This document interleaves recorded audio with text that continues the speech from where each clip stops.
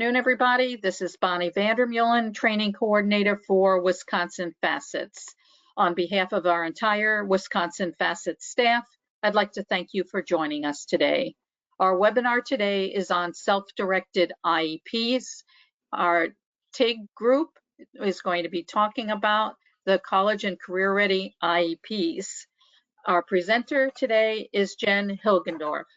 Jen serves as the statewide Indicator 1 and 2 coordinator and also supports school districts in CCR 1. Jen holds a bachelor's degree in both regular and special education. She has a master's degree in administrative leadership and higher education administration. Jen has been working in the field of education for 12 years. She has worked in urban, suburban, and rural schools and has worked with students ranging from middle school to post-high school.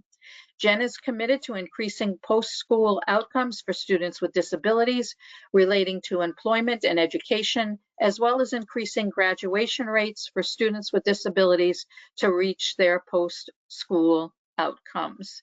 It is my great pleasure today to introduce to you Jen Hilgendorf. Jen? Thank you. Thank you, everyone, for joining this afternoon and giving me an opportunity to share with you a resource that we have through the Transition Improvement Grant, which is the CCR IEP Self-Directed Guide.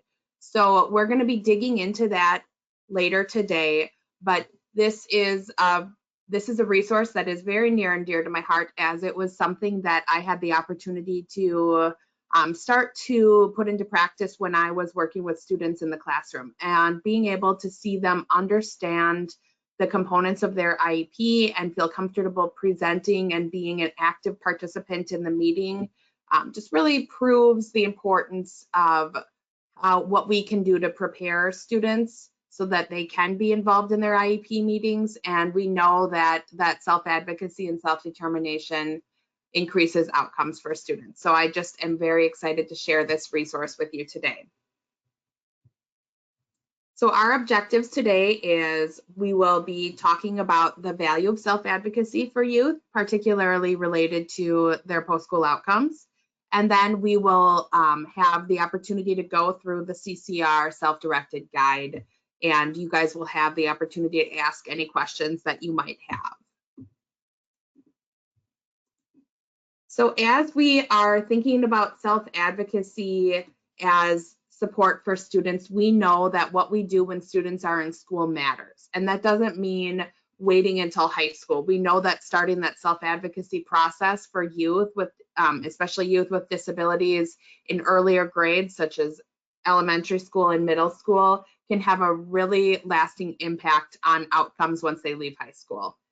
So self-advocacy and self-determination has long since been proven that we know that that increases post-school outcomes. When I say post-school outcomes, I mean relating to employment, post-secondary education involvement, and independent living. This isn't something, however, that we can just expect youth to be able to grow in these skills if we don't allow them the opportunity to practice these skills. So as I said before, we're going to spend some time talking about our tools in the self-advocacy suite, but then also more specifically the self-directed IEP guide.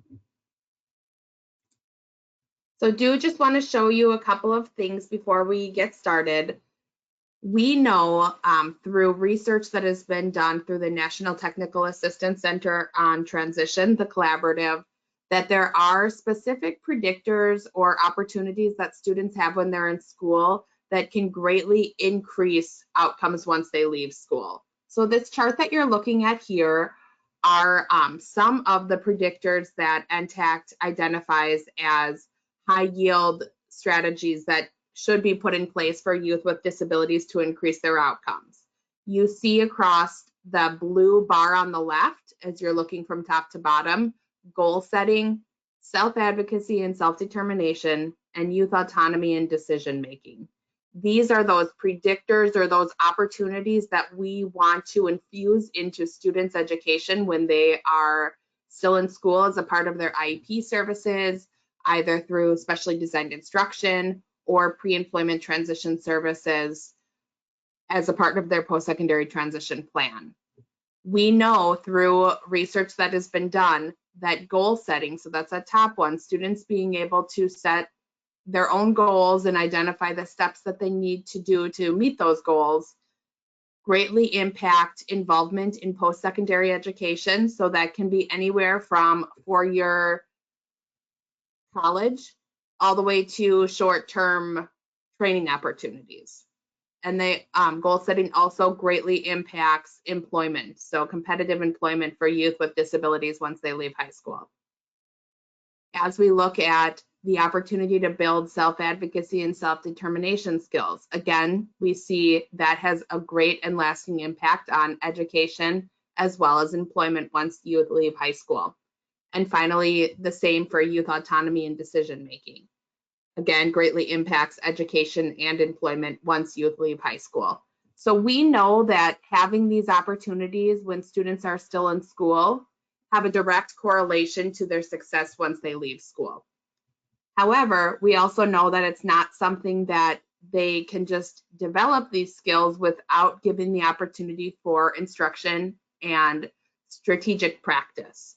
So we are going to dig into some tools that have been developed through the state of Wisconsin and the Transition Improvement Grant that support increasing self-advocacy, increasing the opportunity for youth to set their own goals and make decisions and demonstrate youth autonomy.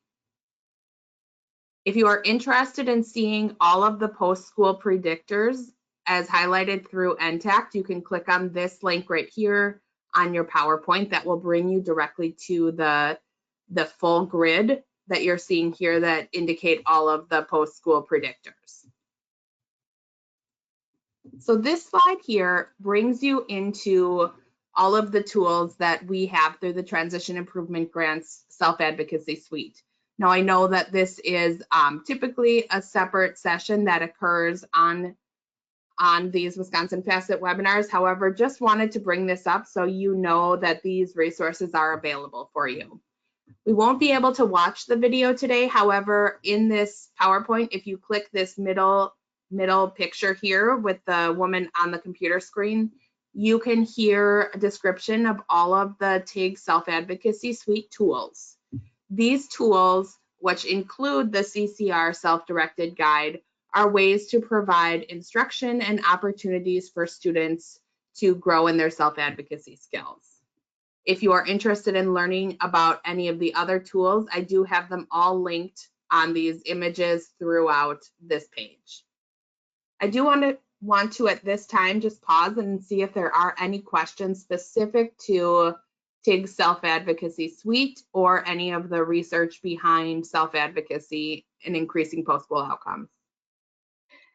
The only comment that we have at this time is that someone had inquired about access to the PowerPoint. You should be able to download that right at the bottom of your screen. If you're having difficulty doing that, please type your email address into the question box and I'll make sure you get a copy. But that's all we have at this time, Jen. Okay, sounds good. Thank you. To learn if the Self-Advocacy Suite is something new for you, I would just encourage you to watch this video right here in the middle. It's about 10 minutes in length, but just walks you through all of the Self-Advocacy Suite tools that are available to you through the Transition Improvement Grant. So then as we are digging into starting to build these self-advocacy skills, this is not something that happens overnight. This is the opportunity to grow over time.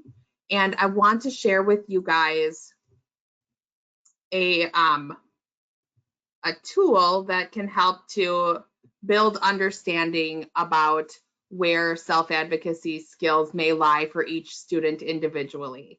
So this is a rubric that was created through the I'm Determined project in Virginia, who focuses solely on developing self-advocacy skills for youth with disabilities. And what they did is they created a student rubric to show you the varying levels of where students may be at relating to self-advocacy. This can be, for educators, a really good document that can be utilized to kind of identify where students are at and set goals for where they can move to. So the rubric itself walks participants or anyone who's looking at it through 4 different levels. So 1 would be that beginner's level, and then 4 would be the exemplary level. And it looks at IEP awareness, participation in IEP meetings, knowledge of their own individual IEP content and what is a part of an IEP, the ability of their disability, and being able to be aware of what are strengths of theirs and what are needs, knowledge of an individual's rights and responsibilities, the development of social and communication skills. So what a team member could do, or this is something that could be discussed as you are beginning to support self-advocacy for youth, would be to kind of look at with the student and with the family where the student lies and set some goals, what could be done. So we know that not every single student is going to just directly come to the table and begin to present at their IEP meeting and completely self-direct their IEP meeting without the opportunity for practice. So setting some small goals at earlier ages can really help to start to build that awareness, start to build that opportunity to share information and feel comfortable talking about their disability, talking about their strengths, and talking about their goals. And setting those goals over time, so if we look at elementary school all the way through high school, what are steps that an individual student can take every single year? And this rubric here can kind of help do some of that planning as you're working together as a team. So I do want to pause and see if there's any questions specific to the rubric. Not at this time. Okay, so if you are interested in digging into that, that is directly linked on the PowerPoint where it says student rubric for IEP participation. But now what we're going to do is we're actually going to get into the self-directed tool itself. So if you're following along on your PowerPoint, you can click this link at the top, CCR sections, and that will bring you to the CCR self-directed IEP guide. I'm going to toggle over to the guide here, but this is available on our website. In fact, why don't I actually show you how to get there? So if you are going directly to our website, which is witig.org, across the top, you see a banner of different options. You would select Self-Advocacy Suite and scroll down to Self-Directed CCR IEP Guide. So this landing page just gives you some information.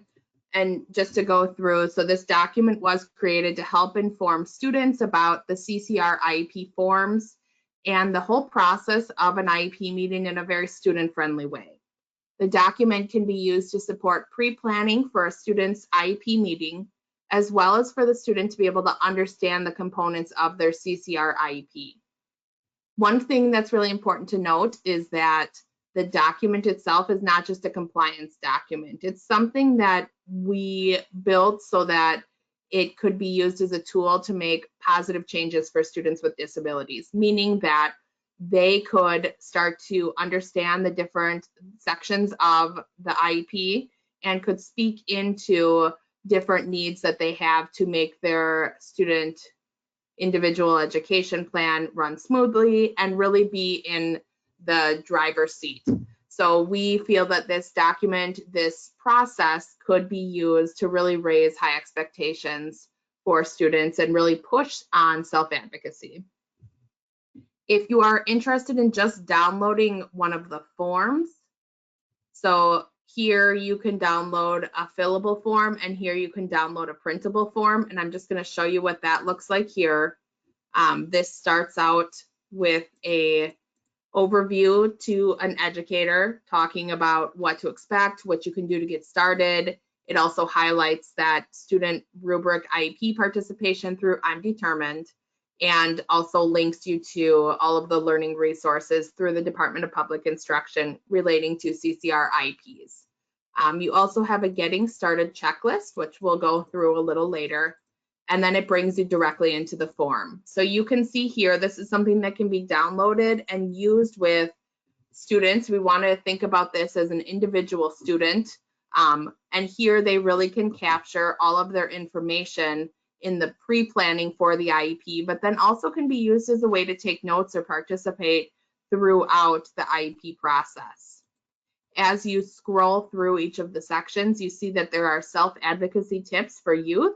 So what are some things that they can do to really get an understanding of each section?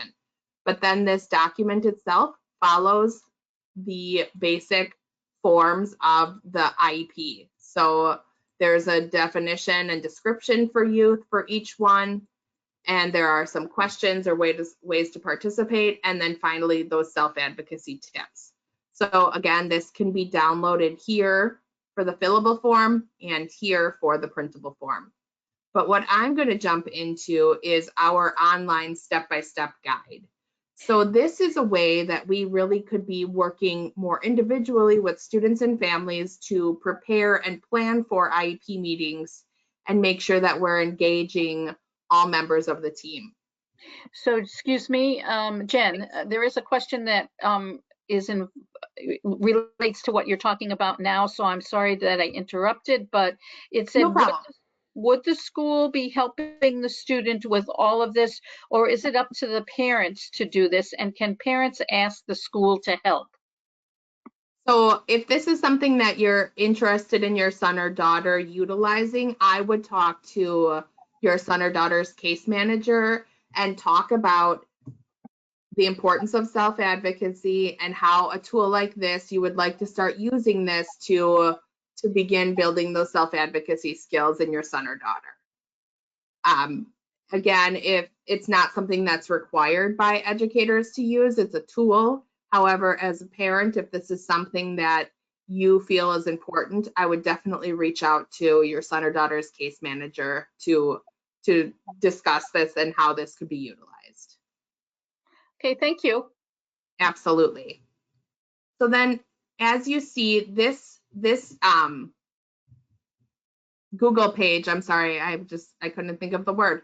This Google page walks you through each of the sections of the IEP in the same way that that form does. However, it's a little bit more friendly because it allows to just kind of focus on one section at a time.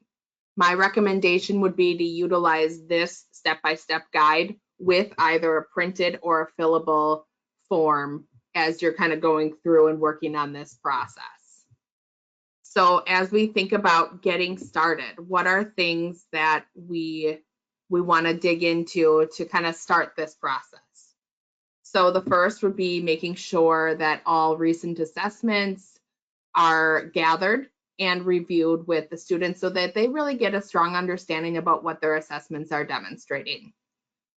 Also greatly encourage the use of the Wisconsin Transition app, which again, I know is a separate webinar through Wisconsin Facets. However, the Transition app walks youth and family through all of the steps of developing a post-secondary transition plan. So thinking about their post-secondary goals and identifying what they want to do once they leave high school and what are steps that they need to take to get there.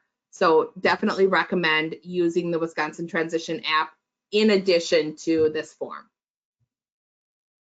Also, to get started, make sure that we're reviewing the most recent evaluation with the students and reviewing previous IEP goals with students so that they can really understand what they were working towards and where they're currently at.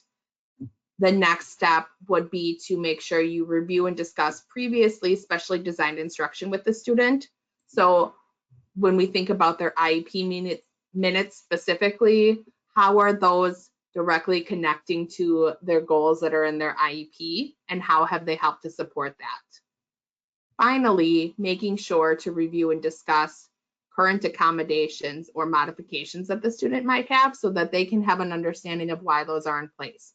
Helping to build that picture for them is going to help build this process and make it more welcoming and more connected to what their post-secondary goals are so that they are excited about taking on this leadership opportunity as they're moving into their most current IEP.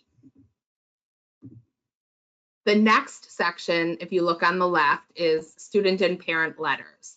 So this communication piece, and this I'm kind of saying for everyone's sake, but do want to point out for educators who may be on this call, the importance of communication. Communication is so important with students and families to really make this a team approach.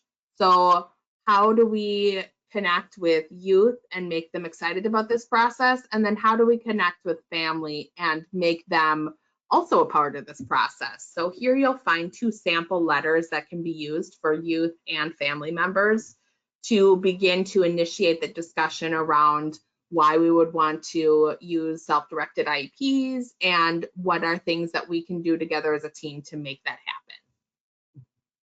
As you look out again along the left, you see the next tab says increasing self-advocacy skills. This is an interactive presentation that just walks you through different components of work-based learning opportunities and career and technical education opportunities and how they all connect together to increase outcomes for youth with disabilities.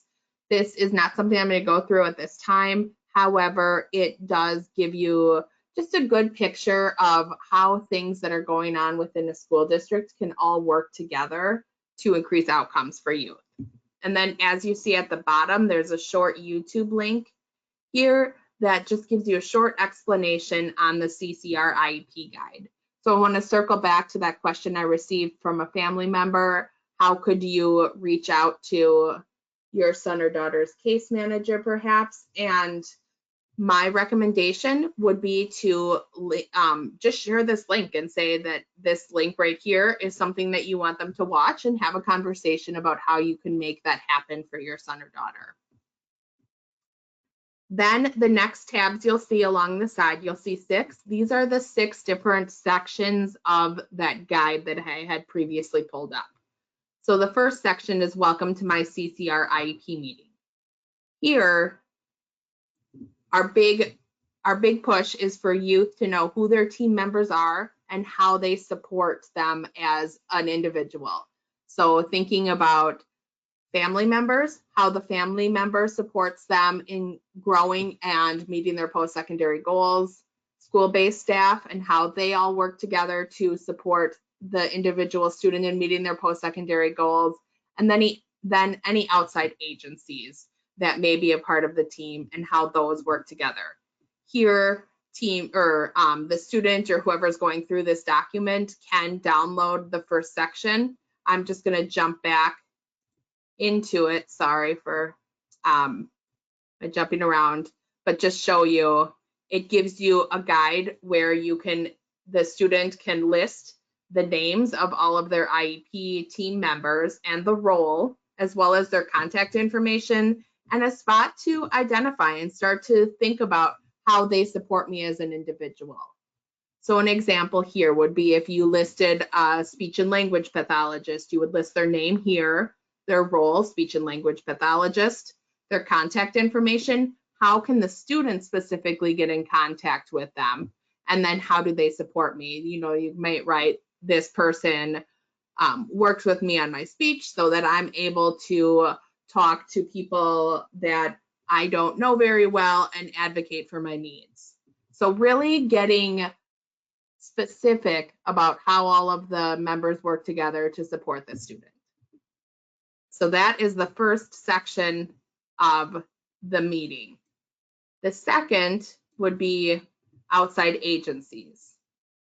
So we know that legally, if we are inviting an outside agency, this is something that needs to occur prior to an IEP meeting, and we need to provide an invite to those outside agencies once the student, if they're their own legal guardian, or the family provides permission. But at this point, as we're doing that pre-planning, thinking about how outside agencies from the community might help to support an individual student in meeting their goals. So for example, if they're working with the Department of Vocational Rehabilitation or DVR, that case manager may be working specifically with them to begin finding a job, because we know that students who are employed when they're in high school are more likely to be employed once they leave high school. So beginning to have some of those conversations and beginning to help the student understand who those people are as a part of their team and how they're helping to support them. So section 2, and again, you can download it from that guide, but I'm just going to scroll down. Again, gives you the opportunity to name the people from your team that are outside agencies, which agency they come from, and how you as a youth contact them. And then finally, again, how are they supporting me? So if I was talking about my DVR case manager, how they support me would be, right now, I'm working with my DVR case manager so she can help me find my first part-time job. And that is how then you would list that on there with the students. So again, they can get a good understanding of who is all a part of their team. Then as you're going to the IEP meeting, the student now has that understanding of how everyone fits together. And a great activity for them can be to go around the table and introduce everyone who is at the table and how they help support the individual, because we want those meetings, those IEP meetings, to really be focused around the student and to allow the student to be able to talk about how all of these members support them. All right, I'm going to just pause and see if there are any questions that I can answer at this time. One comment that we have says that using the document that you were just demonstrating looks as if it could be like a plan to help the student participate.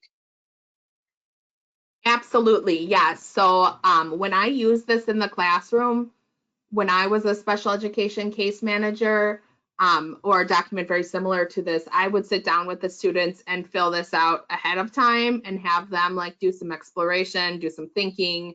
And then that was something that they then brought to the IEP meeting. So when it was their turn to talk, they had everything, all their notes written down. Okay, thank you. Absolutely. So then the next section brings the students into the old I-4, or the present level of performance, what we now call the linking form. And this is where we really describe what the student's present level is right now and why is this information important.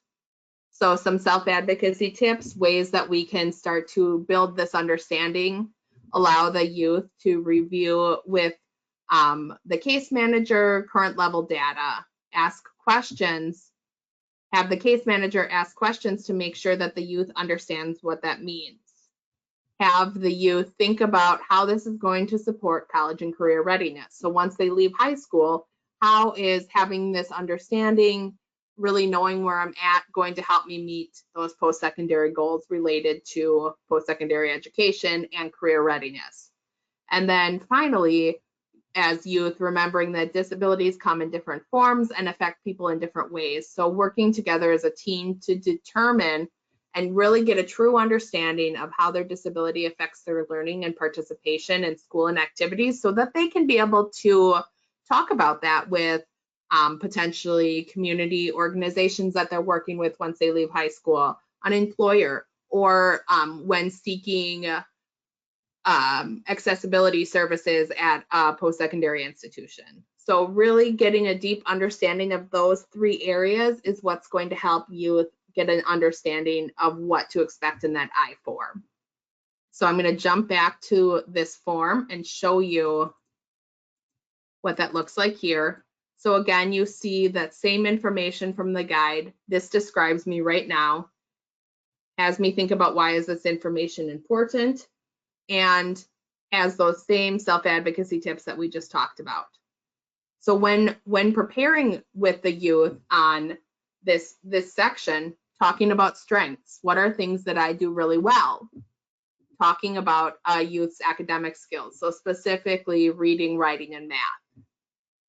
Talking about a youth's functional skills, so some examples might be organization, behavior, task management, dealing with stressors within a classroom. So these can all kind of be, again, really pertaining to the individual youth, but making sure that they have a really good understanding of where those skills are at so that they're able to share those out at their IEP meeting. And then special factors. Are there things that come into this IEP plan due to some specific disability related needs? And again, making sure that we are having those conversations with youth. And then again, having them think about how their disability affects them in school, so relating to their learning and the activities that they participate at in school, but then also at home and in the community. So at their home that they currently live in, and then in the community. So are they involved in any community engagement activities? Do they have a job outside of school? And how does their disability affect this? So being able to have that understanding and have a youth be able to voice that is going to be very powerful once again they leave high school and they're able to identify that for a potential employer or for someone at like disability services in a post-secondary institution, so that they can advocate for the accommodations or modifications that they may need to be successful. And this is the perfect place to be able to sit down and do some of that planning with youth. And then the final thing that they'll go through on this form are their goals. So what were the goals that they had as a part of their IEP goal last year? How did they support an individual's disability? What did the individual learn? And what are next steps?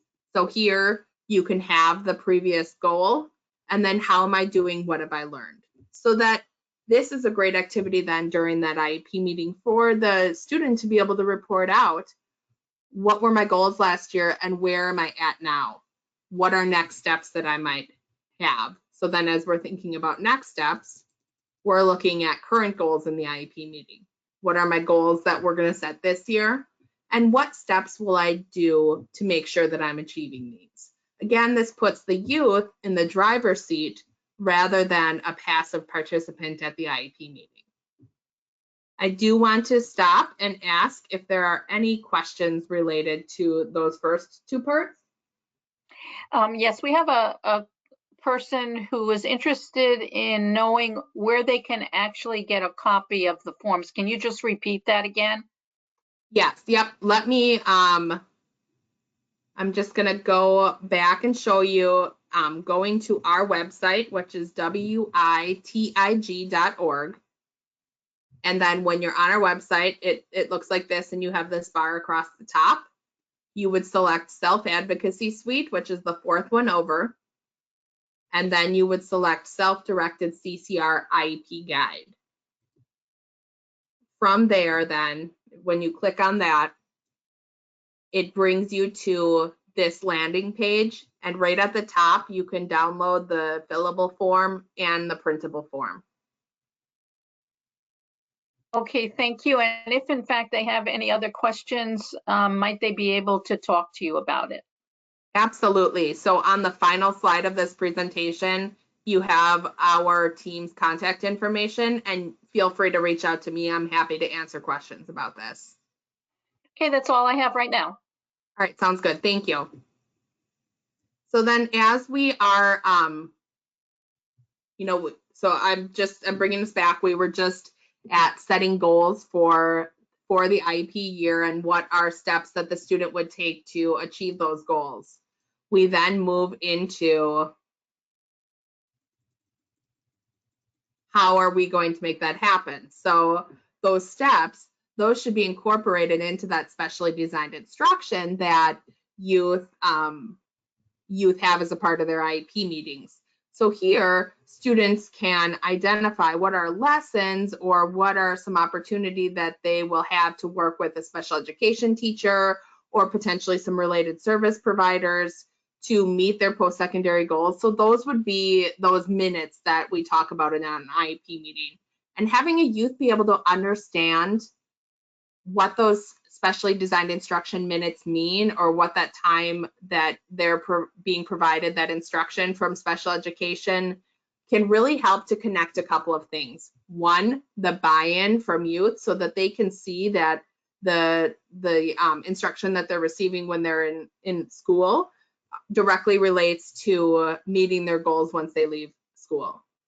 It also can help them to connect what are goals that I have and seeing that that instruction is helping me meet those goals.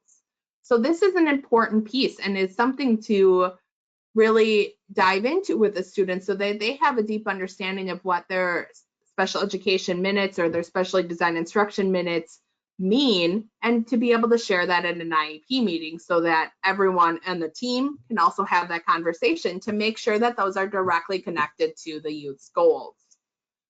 Here, we also want the opportunity to talk about accommodations and modifications.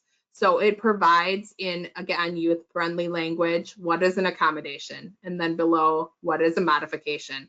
And having them be able to talk about that. So as you can see here, there are spots for them to talk about their accommodations and modifications and really provide more detail so that they have a stronger understanding of what those mean and why they have them. Building that stronger understanding of what those mean and why they're a part of a youth's IEP will also build the ability to be able to advocate for those accommodations and modifications when they're in inclusive settings. So when I say inclusive settings, I don't only mean inclusive settings within the school, but also as we're starting to think about youth getting older in age when they're in high school, we want them to be participating in community opportunities, in employment opportunities, in extracurricular opportunities, and the ability to be able to understand what your needs are and identify what accommodations are outlined as a part of your IEP is a perfect way for youth to be able to advocate for those with people that they're less comfortable with and people that potentially don't have like a printed out IEP that's being handed to them by special education staff within the building.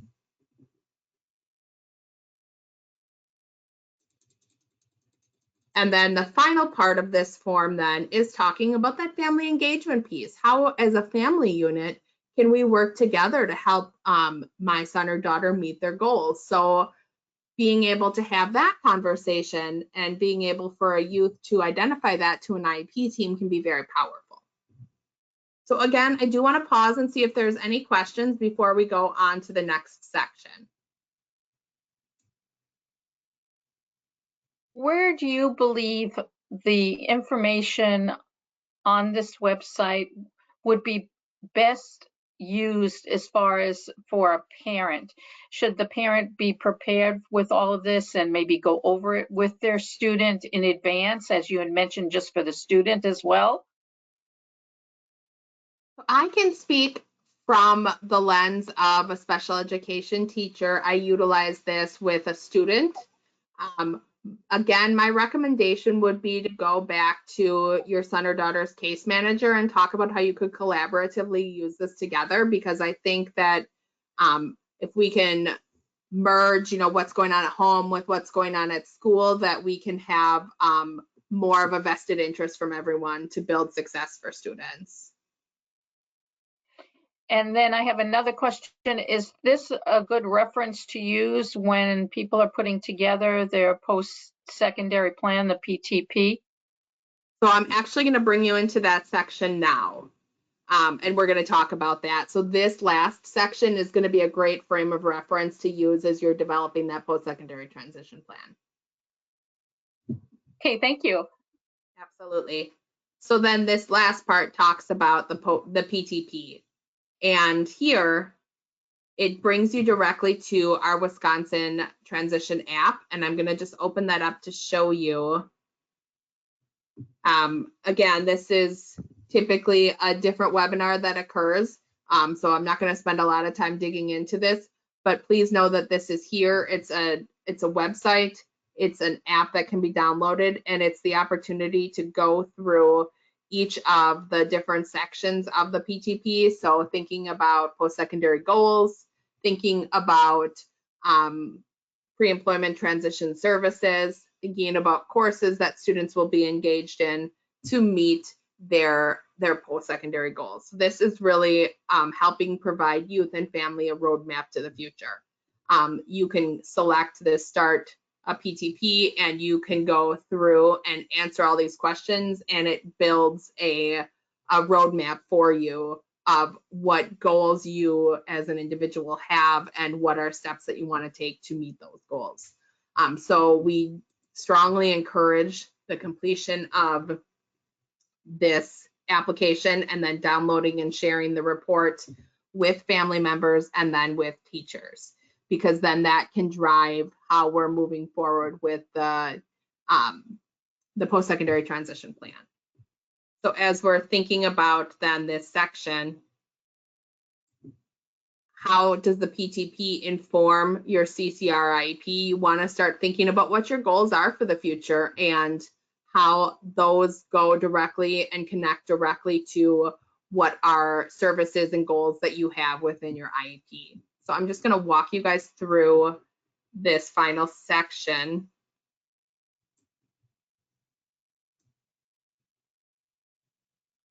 And we look here, this helps to highlight what are the things that would be components of the post-secondary transition plan. So an education and training goal and an employment goal, these are for once a student leaves high school. And then if needed, an independent living goal, or potentially more than one independent living goal, but what are some things that a youth would like to do once they leave high school relating to being as independent as possible within their community. And then as we scroll down, there is a place to identify any career interest inventories, any work that has been done through career and technical education and the academic and career plan within your school, and really highlight what a youth or what an individual has found out about themselves, set goals for self-advocacy, and then make that connection back to the IEP. So as you know, we had talked about setting goals for the year as a part of the IEP. How are those directly related to meeting a youth's post-secondary goals up here? So there's a spot to have that conversation. Excuse me, sorry. And then you see here questions that are guiding them into the different activities that could be a part of their PTP. So what classes should I take to help me reach my goals after high school? How can my team assist me in reaching these goals, and what could that look like? And then any additional comments for the team to know. So here, that transition app that I showed you can help to create some of that planning, and then these reflective questions can be where there's a discussion to help the youth be able to identify what that looks like in their IEP. So again, I do want to pause to see if there's any questions. We don't have any at this time. Okay, and then do want to show you that here's that student form letter that I had talked about. And again, you see that getting started checklist. So this does walk you through front to back the entire planning for a student's IEP meeting. It takes you through that linking form, it takes you through goal setting, through identification of accommodations and modifications, and through that specially designed instruction piece, and then lastly brings you to that post-secondary transition plan, or the piece where we're really planning for the future, and works to bring everything together to make sure that the student understands how everything ties together. Again, this isn't something that I would, as an educator, sit down and expect a student to be able to do on their own. This would definitely be something that I would provide instruction for and opportunities for growth. So making sure to have that collaboration with family members, but then also making sure to provide opportunities for students to be able to reflect and learn about themselves as an individual and feel comfortable being able to put that into their own words so that they could share that at their IEP meeting.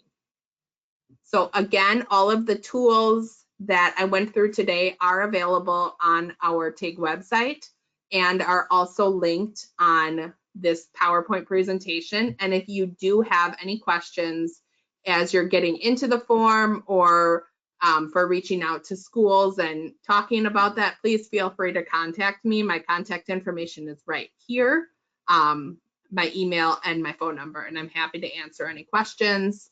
However, if you are from different parts of the state and know other TIG coordinators, all of our contact information is up here, and any of the team members would be able to also help answer those questions.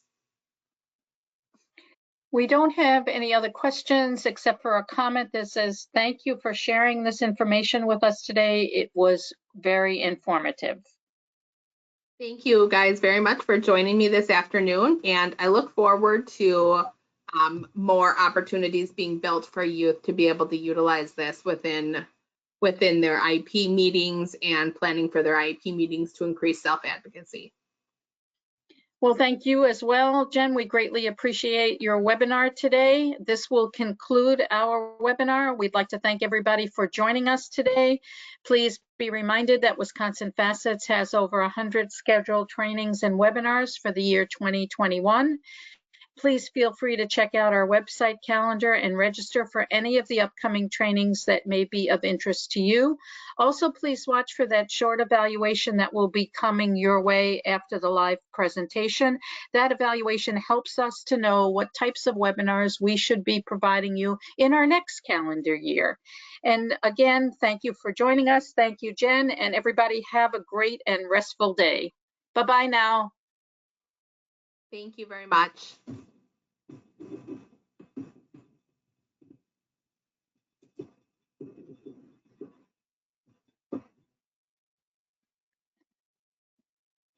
Thank you, Jen. Thank you. Have a great day. You as well. Bye-bye now.